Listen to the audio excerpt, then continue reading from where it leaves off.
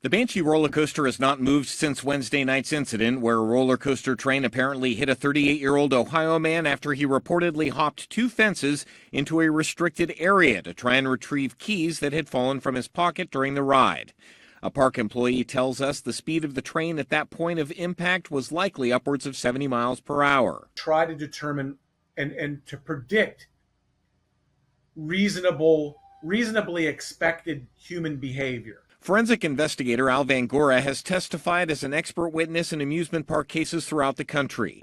He says while guests have a responsibility to follow park warnings, amusement parks have a responsibility to guard against foreseeable circumstances like people trying to hop fences, especially when it's happened at other Cedar Fair parks like Cedar Point in 2015 when a man at Raptor, a sister coaster to Banshee, was hit and killed while trying to retrieve a cell phone. There was previous case years before that gives you constructive notice, and you start to understand, hey, we've got a problem here.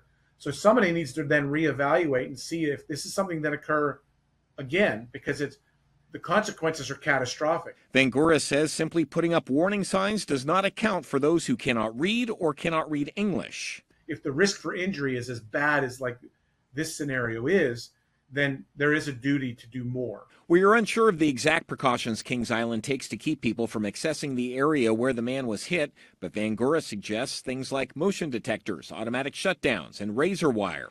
Still, he admits guests have responsibilities as well, spelled out by a 2021 Ohio law that makes it a minor misdemeanor if people do not follow amusement park rules, with subsequent violations becoming fourth-degree misdemeanors punishable by up to 30 days in jail and fines of up to $250.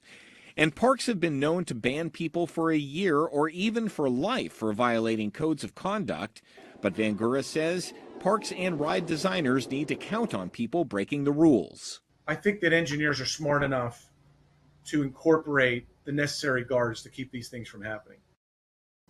You can always find our local 12 stories right here on YouTube. Don't forget to tap subscribe, and then you can get all the notifications.